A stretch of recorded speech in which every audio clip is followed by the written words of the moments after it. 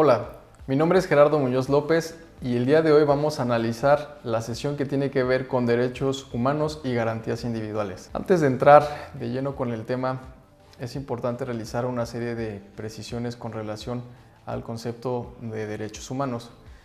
En primer lugar, debemos mencionar que no existe un consenso generalizado respecto de la definición de este concepto. En parte porque pues en realidad depende de quién lo defina. A lo largo de la historia han prevalecido dos corrientes importantísimas que cada una han aportado una definición de este concepto y que vamos a tratar de explicar en este momento. La primera de ellas pues, es la corriente filosófica que se denomina justnaturalismo. No es una corriente, digamos, unificada, no es que existan filósofos justnaturalistas y que todos propongan las mismas ideas, pero sí, digamos, que puede abarcar a un conjunto de pensadores que tienen ciertas ideas en común. Eso por un lado. Y el siguiente grupo filosófico o la siguiente corriente es el positivismo. Entonces, cada una de estas dos corrientes o escuelas ha tratado de proponer a lo largo de la historia una definición de lo que debe entenderse por derechos humanos. En este momento vamos a destacar dos y vamos a evidenciar cuáles son las diferencias entre cada una de ellas. En primer lugar, vamos a dar una definición justnaturalista respecto de los derechos humanos y me voy a permitir leerla. Para los justnaturalistas existen derechos que el hombre posee por el hecho de ser hombre, por su propia naturaleza y dignidad. Derechos que son inherentes y que, lejos de nacer de una concesión de la sociedad o un convencionalismo, pues simplemente surgen por el hecho de ser personas. De esta definición es importante destacar cuál es el origen de los derechos humanos. Para los justnaturalistas, en realidad, el origen está en la propia naturaleza del hombre, en la dignidad, y no conceden que los derechos sean una construcción social o un convencionalismo. Esa es la principal característica de esta definición.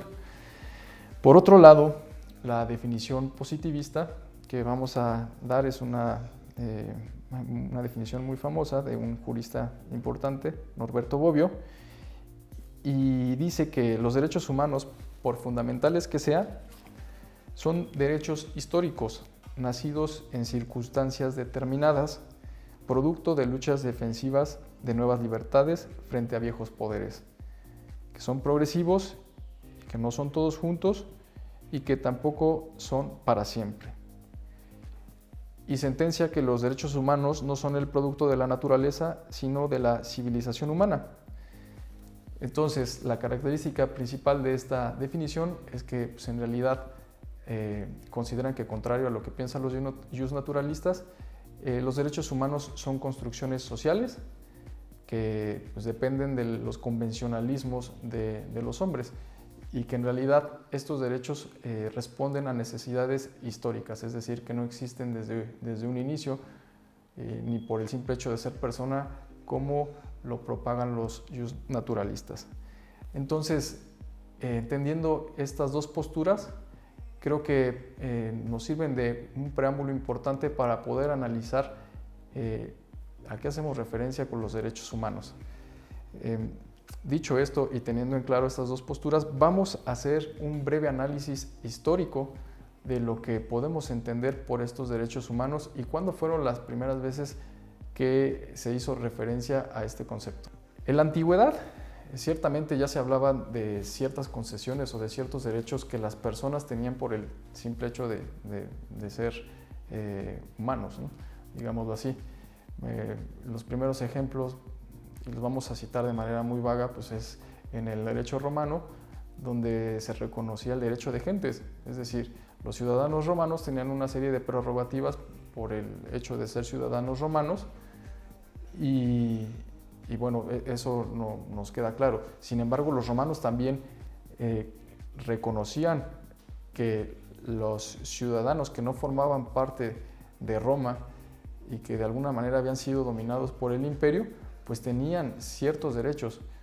Es decir, ellos, a pesar de que consideraban a los otros como no partícipes de su naturaleza de ciudadanos romanos, le otorgaban ciertos derechos.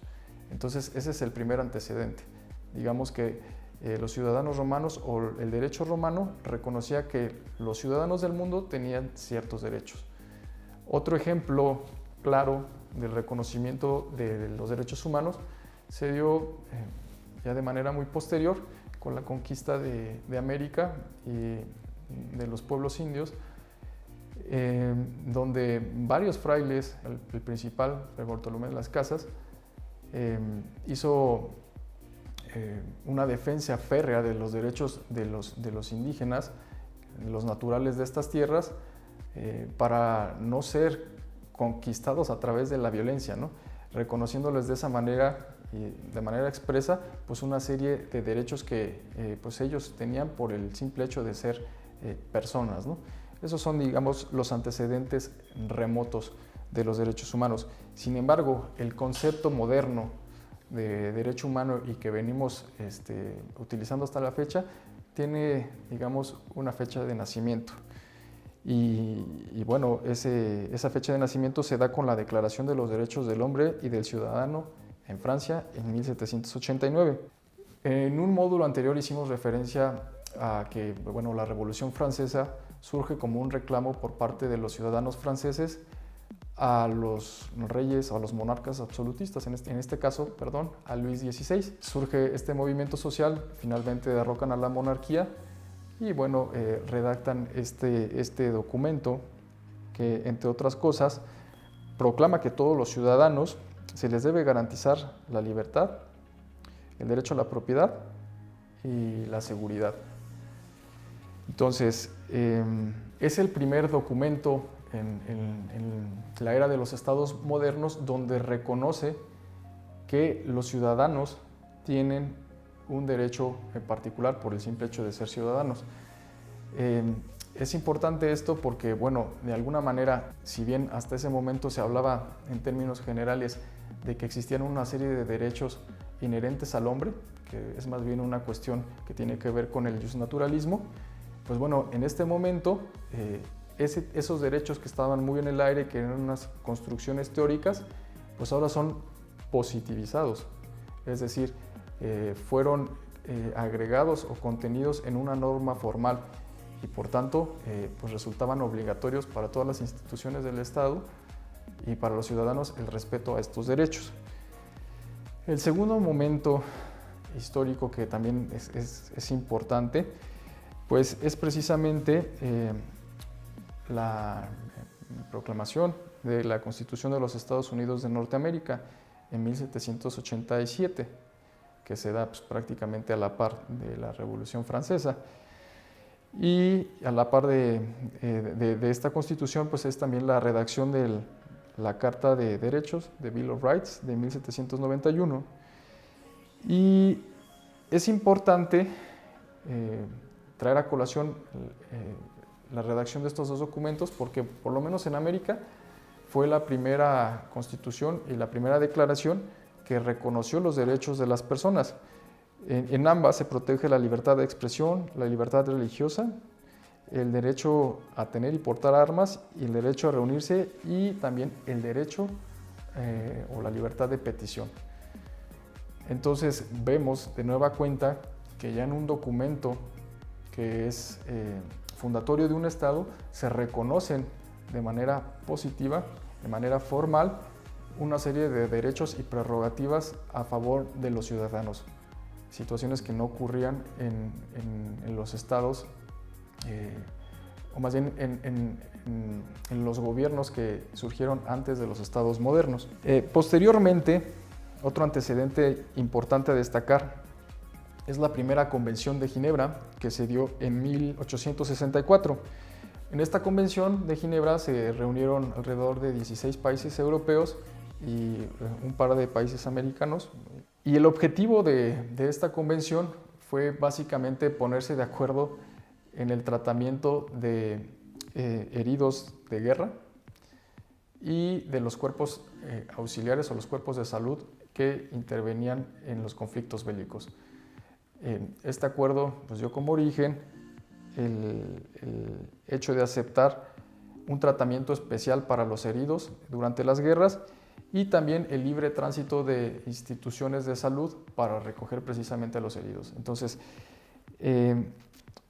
se reconocen ciertos derechos por parte de diversos estados y de manera internacional en favor de las personas. Entonces, es otro documento que también de alguna manera positiviza este tipo de derechos. Tal vez no se entienda muy bien cuál es la importancia, la preponderancia de resaltar este hecho de que se positivicen los derechos humanos, pero realmente es muy importante porque hasta antes de este momento, de estos momentos históricos, pues los derechos humanos era simplemente, insisto, una cuestión que tenía que ver con una construcción teórica o más bien con una cuestión de tipo religiosa, pero no era adoptado plenamente por el derecho hasta este momento. Y después de pues tenemos que, de estos tres antecedentes, tenemos que señalar como otro antecedente ya primordial y de vital importancia, pues la Declaración Universal de los Derechos Humanos, que se da en 1948.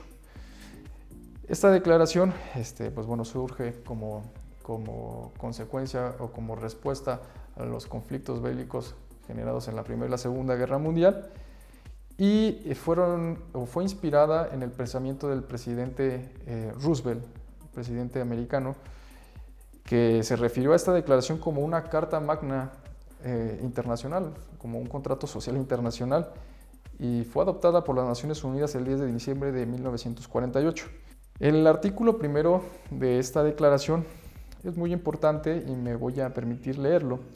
La ignorancia y el desprecio de los derechos humanos han resultado en actos de barbarie, ultrajantes para la conciencia de la humanidad, y la llegada de un mundo donde los seres humanos gocen de libertad de expresión y creencia y sean libres del miedo y la miseria, se ha proclamado como la más alta inspiración de la gente común. Todos los seres humanos nacen libres e iguales en dignidad y derecho. Es decir, ya podemos decir que es el instrumento culmen donde de plano se reconocen como tal estos derechos humanos. Si bien resulta de suma importancia el hecho de que los derechos humanos hayan sido positivizados, es decir, hayan sido reconocidos en leyes formales por parte de países o instituciones u organismos internacionales, no debemos de dejar de lado o de minimizar el hecho de que este tipo de derechos deben de subsistir o deben de reconocerse incluso cuando no estén positivizados en una ley formal. Y aquí otra vez llega el conflicto entre las dos corrientes filosóficas preponderantes, ius naturalismo y ius positivismo. La redacción de este instrumento de la Declaración Universal de Derechos Humanos fue un triunfo para el positivismo, porque realmente para ellos se zanjó el debate de cuál es el origen de los derechos humanos, ¿no? El origen de los derechos pues es esta declaración, ahí están contenidos y por tanto deben de respetarse, ¿no? Es un posicionamiento válido, sin embargo, pues no es absoluto, ¿no? Porque si el día de mañana, en un futuro lejano incluso, se decide desconocer esta declaración por las razones que ustedes quieran, pues estaría también desconociendo todos los derechos que esta declaración contiene, ¿no? Y esto no es así. De hecho, ya pasó, o sea, no propiamente con los derechos humanos, pero sí con las leyes en general, ¿no? Durante los conflictos bélicos de la Segunda Guerra Mundial y de manera más específica en la Alemania nazi, pues los órganos encargados de legislar promulgaron una serie de leyes que eran abiertamente injustas y que atentaban de manera directa con los derechos humanos. En ese sentido, se evidenció y fue palpable para los juristas de todo el mundo que muchas veces las leyes o las normas no empatan con los derechos. Y eso es bien importante tenerlo claro. Por eso, tampoco se debe de cantar victoria cuando una constitución, un ordenamiento de tipo internacional reconoce derechos. Es un paso importante, sí, pero también debemos de tener claro que los derechos humanos van más allá de las normas que los reconocen y que sí tienen un origen distinto. En este caso, su servidor se decanta por la teoría justnaturalista, que dice que realmente los derechos humanos surgen de la propia condición humana, porque de lo contrario corremos el peligro de que por un nuevo convencionalismo o por la instauración de un régimen dictatorial absoluto se pueda desconocer los instrumentos jurídicos que ya de plano los reconocen. En el caso mexicano es importante también resaltar, lo cual nos ha hecho hasta este momento, que en la Constitución de 1917, incluso antes de la Declaración Universal de los Derechos Humanos, nuestra Carta Magna ya reconocía una serie de derechos que no eran llamados como tal, se llamaban garantías individuales. Pero eso es una cuestión de denominación. En realidad, estas garantías eran verdaderos derechos humanos y estaban considerados en el cuerpo constitucional, incluso, insisto, antes de esta declaración. Hay varios derechos ahí garantizados: derecho a la educación, derecho a la libertad, derecho de petición, derecho de libre tránsito, derecho a la salud, etcétera, etcétera, etcétera. Y en ese sentido, la promulgación de la Constitución de 1917 fue un verdadero triunfo a nivel internacional respecto a la positivización de este tipo de derechos. Ahora, con la reforma que se dio en el 2011, la reforma constitucional del artículo 1, se modificó esta denominación de garantías individuales y se homogenizó con todas las demás legislaciones internacionales y pasaron de ser garantías individuales a derechos humanos ya plenamente reconocidos. Debido a esta imprecisión o falta de técnica jurídica legal, digamos, que existía en la Constitución del 17, cuando se promulgó, muchos juristas, muchas personas creen que las garantías individuales y los derechos humanos son la misma cosa. En realidad no lo son. Los derechos humanos son cuestiones sustantivas, que son derechos sustantivos de los individuos que tienen por el simple hecho de ser personas, y las garantías más bien son los mecanismos que la propia ley, la propia Constitución, las propias instituciones ponen al servicio de los ciudadanos para que esos derechos se respeten. Entonces es importante hacer esa diferenciación. En México las principales garantías de los derechos humanos pues son las reglas procesales establecidas en la propia Constitución, los mecanismos federales para la protección de la Constitución, como es el juicio de amparo, las acciones de inconstitucionalidad o las controversias constitucionales. Y bueno, básicamente esa es la diferencia entre garantías y derechos humanos. Y a modo de conclusión, pues simplemente mencionar que la conquista de los derechos humanos ha sido un trabajo arduo por parte de toda la humanidad, y finalmente nada más que se queden también con el concepto de que existen varias formas de visualizar estos derechos humanos y que es importante que todos seamos conscientes de esto, ¿no? Existe una manera de verlos, los positivistas, y una manera de verlos por parte de los justnaturalistas. Ambos se complementan porque, como se mencionó, no se puede pensar que los derechos humanos surgen de una ley, ya que si se piensa así, existe el peligro de que cuando esa ley se modifique, se derogue o que se desconozca, pues los derechos se acaben. Entonces tenemos que ir siempre más allá y buscar cuál es el verdadero fundamento de este tipo de derechos.